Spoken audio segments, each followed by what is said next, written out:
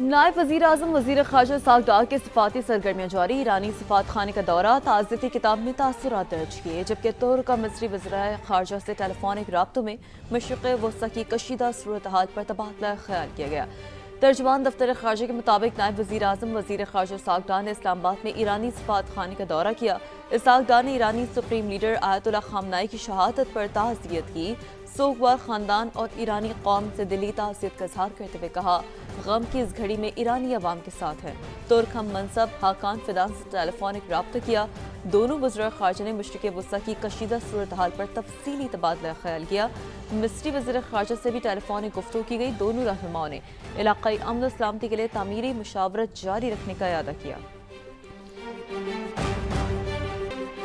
ایران پر اسرائیلیوں نے حملہ کر کے مسلمان قوتوں کو للکارا ہے۔ اسرائیل سے کہتا ہوں کہ پوری دنیا کے مسلمانوں کو نہ چھیڑو، ہم سب مل کر تمہیں نہیں چھوڑیں گے۔ گورنر سندھ کامران ٹیسوری کی کراچی میں گفتگو، کہا بھارت نے ہمیں چھیڑا، اسے دنیا میں کہیں کا نہیں چھوڑا۔ افغان طالبان بھی اپنی کمی گاہیں چھوڑ کر بھاگ رہے ہیں۔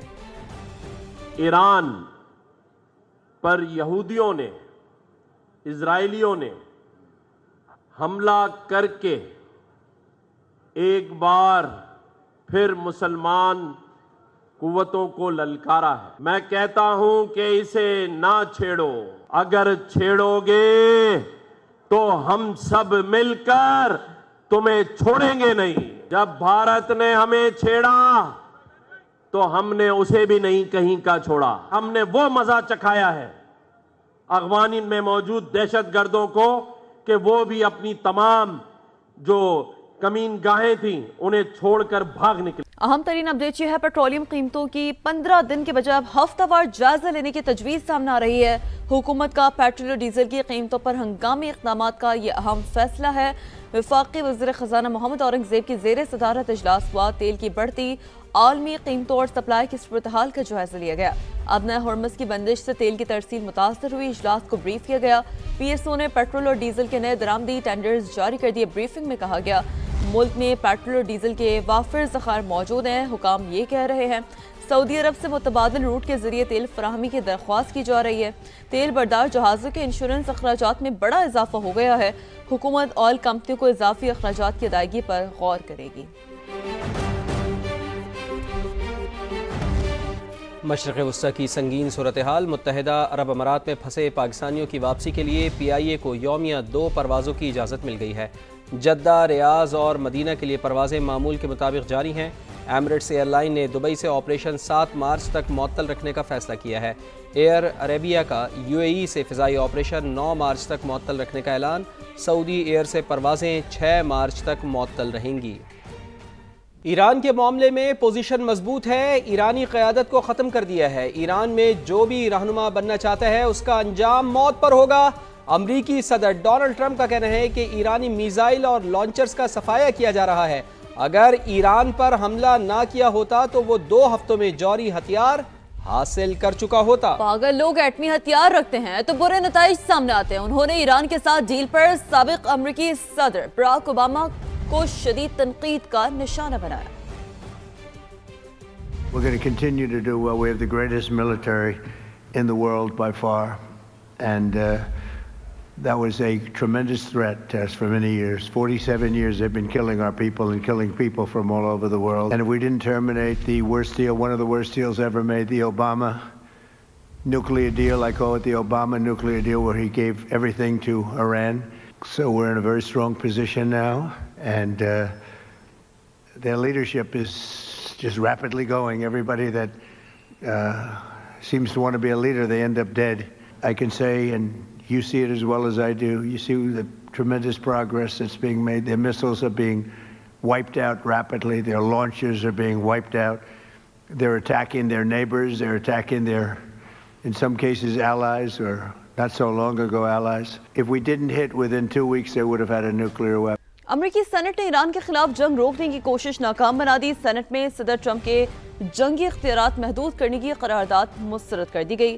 100 رکنی سینٹ میں قرارداد 47 کے مقابلے میں 53 ووٹوں سے مسترد ہوئی۔ ڈیموکریٹس اور ریپبلکنز دونوں پارٹیوں کے سینیٹرز کی جانب سے پیش کی گئی قرارداد میں مطالبہ کیا گیا تھا کہ ایران پر فضائی حملے روکے جائیں اور ان حملوں کے لیے کانگریس سے منظوری لی جائے۔ امریکی سینٹ میں ڈیموکریٹ ارکان صدر ڈونلڈ ٹرمپ کے ایران پر حملے کے فیصلے پر برس پڑے۔ سینیٹر چک شومر کہتے ہیں کہ ڈونلڈ ٹرمپ تاریخ کو اپنے آپ کو دہرانے پر کیوں تلے ہوئے ہیں؟ امریکہ کو ایسی جنگ میں کیوں دھکیلا جا رہا ہے جسے امریکی نہیں چاہتے؟ ہمیں ٹرمپ کی جارحیت کو روکنے کے لیے قدم اٹھانا ہوگا۔ سینیٹر حکیم جیفریز نے کہا کہ صدر ڈونلڈ ٹرمپ ہمارے آئین کو آگ لگا رہے ہیں، انہوں نے ہمیں نقصان پہنچایا اور بار بار ناکامی سے دوچار کیا۔ امریکہ اور اسرائیل کی ایران پر حملوں میں تیزی، رات بھر کئی مقامات پر بمباری۔ اسرائیلی فوج نے تہران میں فوجی انفراسٹرکچر اور دیگر مقامات پر حملے کا دعویٰ کیا۔ سیکیورٹی کمانڈ مراکز کو بھی نشانہ بنایا۔ کرمانشاہ، تبریز اور یزد میں رہائشی علاقوں پر بھی بمباری کی گئی۔ 5 روز سے جاری حملوں میں شہادتوں کی تعداد 1000 سے زائد ہو گئی۔ ایرانی پاسداران انقلاب نے اسرائیل اور امریکہ کو خبردار کیا کہ رجیم چینج کی گئی تو اسرائیل کی نیوکلیئر سائٹ کو نشانہ بنائیں گے۔ ایران کے اب تک 20 بحری جہاز تباہ کیے جا چکے ہیں۔ امریکی سینٹ کام نے نئے اعداد و شمار جاری کر دیے ہیں۔ بیان کے مطابق 4 روز میں ایران کے ڈرون لانچرز میں 73% اور بیلسٹک میزائل لانچرز میں 86% تک کمی آئی ہے۔ امریکی سینٹ کام نے طیارے گرانے اور 100 فوجیوں کی ہلاکت کے ایرانی دعوے کو غلط قرار دیا۔ سینٹ کام کے مطابق امریکی فوج ایران پر حملے ہر گھنٹے میں بڑھا رہی ہے۔ ایران کی جوابی کارروائیاں، اسرائیل کے مختلف علاقوں میں میزائل اور ڈرون داغتے، تل ابیب، حیفا اور یروشلم میں سائرن بج اٹھے، شہریوں کی دوڑیں لگ گئی، بنکرز میں پناہ لے لی۔ حزب اللہ نے اسرائیلی فوجی مراکز کو نشانہ بنایا۔ اسرائیل نے بیروت سمیت لبنان کے مختلف علاقوں پر بمباری کی۔ تازہ حملے میں 3 شہری شہید اور 8 زخمی ہو گئے۔ شہادتوں کی تعداد 75 ہو گئی۔ اسرائیلی جارحیت کے باعث 18,000 لوگ بے گھر ہو گئے۔ سعودی وزارت دفاع کے مطابق الخرج شہر کے قریب 3 کروز میزائلوں اور 3 ڈرونز کو تباہ کر دیا گیا۔